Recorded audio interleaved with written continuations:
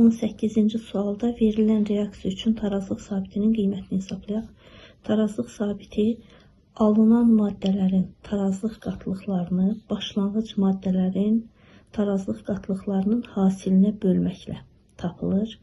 Burada əmsallar nəzərə alınır və qüvvətdə yazılır. Məsələnin şərtinə görə X2Y maddəsinin tarazlıq qatlığı ilə X2 maddəsinin tarazlıq qatlıqları eynidir. Bunları A hərfi ilə işarə edək. Onda tarazlıq sabitinin qiyməti A kvadratı bölünsün, A kvadratı vurulsun, Y2-nin tarazlıq qatlığı kimi tapılacaq. A kvadratlar ixtisar gedir, 1 bölünsün, Y2-nin tarazlıq qatlığı. Tarazlıqda sistemdə A mol X2Y olduğunu göstərdik. Əgər A mol X2Y varsa, onda əmsallara əsasən reaksiyaya A mol X2 0,5 A mol da Y2 daxil olubdur. Digər tərəfdən X2-nin tarazlıq qatılığını təyin etməyə çalışaq.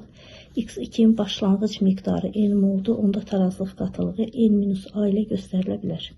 A bərabərdir N-A, onda N bərabərdir 2A və ya A da bərabərdir 0,5 N göstərə bilərik. Y2-nin tarazlıq qatılığını N-0,5 A-nı göstərək.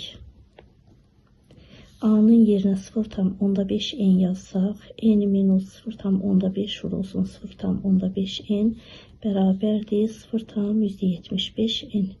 Düsturda bunu yerinə yazsaq, 1 bölünsün 0,75 N.